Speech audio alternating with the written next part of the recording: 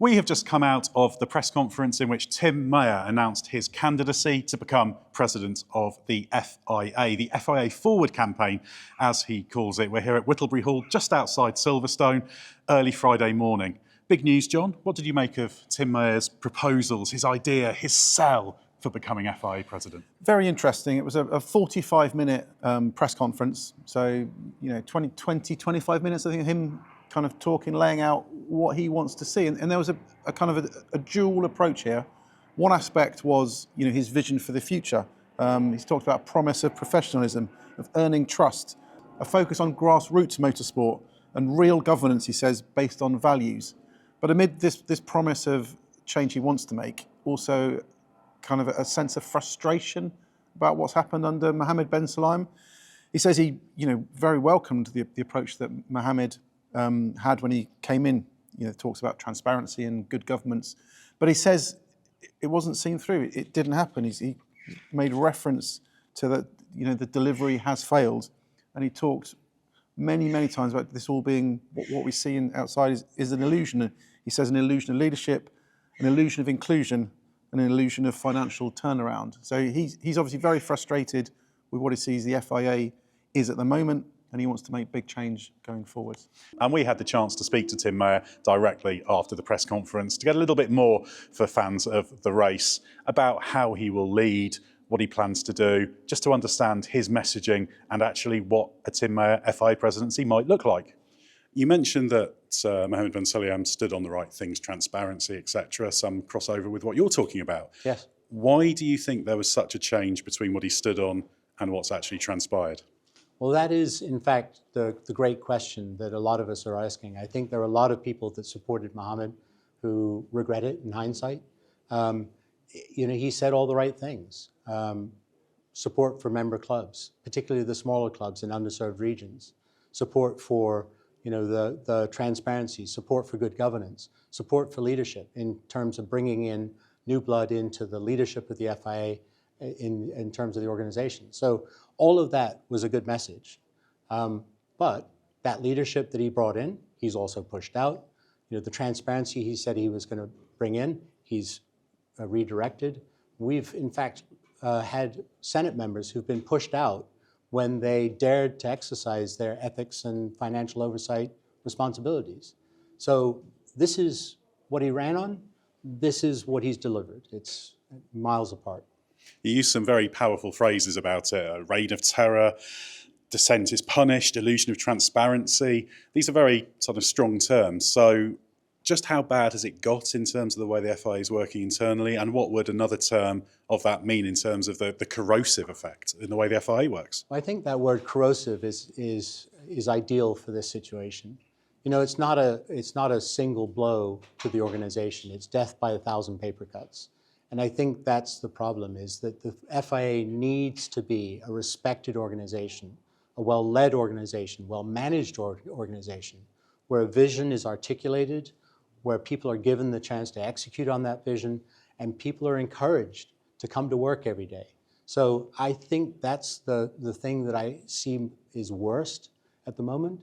I also think that we are in a situation where it's very important for the member clubs that they see the value, that they see that they can get value, which, to be honest, Mohammed's been quite good at explaining to them what he's doing for them. But he needs to do it top to bottom, not just for here and there for member clubs. It needs to be universal within the organization. What was very striking, I thought, and to give those watching at home a bit of an idea of it, was just the way he came across was, it was aggressive, but in the most quiet, precise, professional way. It was for want of a better phrase, it was a very adult presentation, which sounds almost patronising, but I thought he struck a very, very good and compelling tone in terms of someone who can work collaboratively, who will make change. He said, I'm not a revolutionary, so he's not going to tear the whole thing up. It's more about getting the FIA in some areas back to where it should be, and then in other areas improving it so that it's an organisation fit for 21st century sport. Yeah, it was a very well-balanced approach he took. It was critical in the right ways, but without going over the top. And he says he doesn't want a campaign that's in the gutter and gets dirty, but he's willing to speak out. He's willing to express his unhappiness at things he sees. He's talked about a reign of terror of people being scared to speak out and put their heads above the parapet. I thought it was a very presidential presentation, if that makes sense, because it was so considered. It wasn't.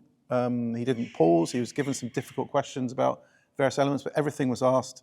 Everything had a solid, robust response, and I think as a first presentation, I think very impressive.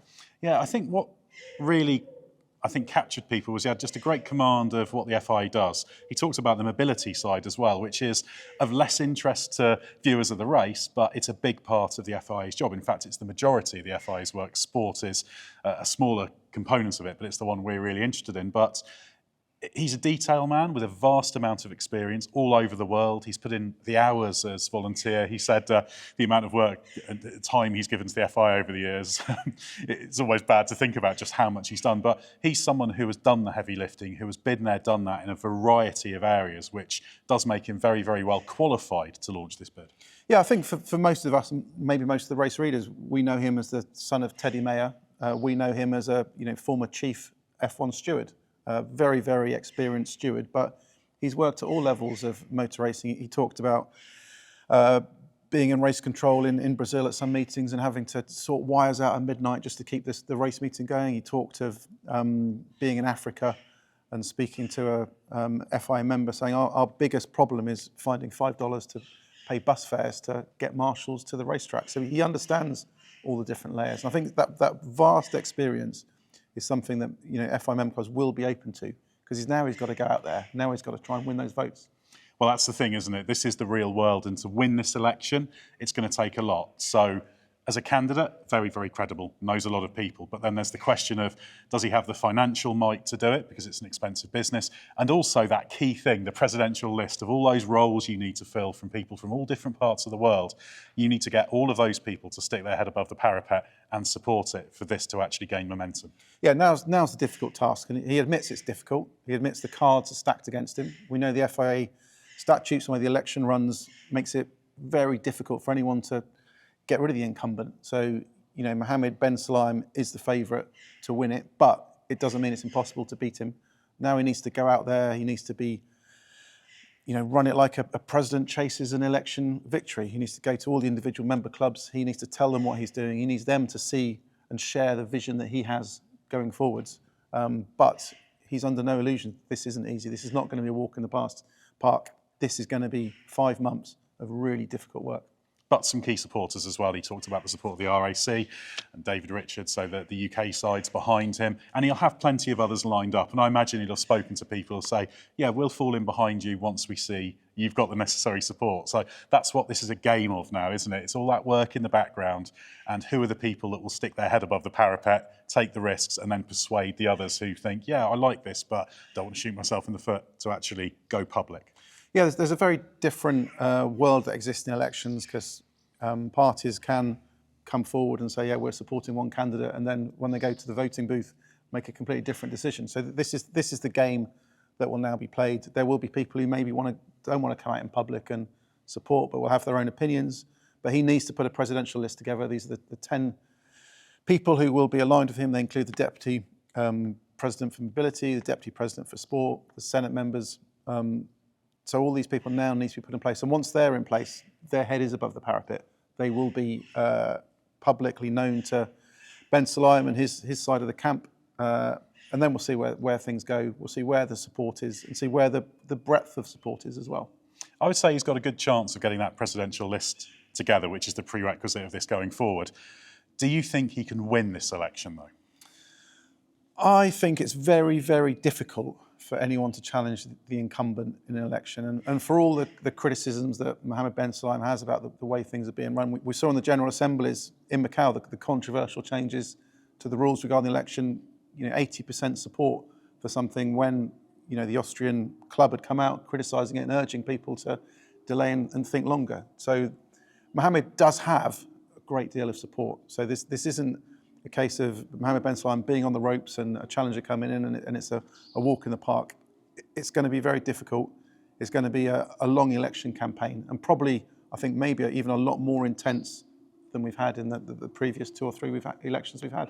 And it's going to be a very major story going forward. We've got to go over to the Formula One paddock now to see what's being said there. What will Mohammed Ben Sulayem say about it? So there's going to be lots to be said in this. Months and months potentially of campaigning ahead of us. It's going to be a really big story.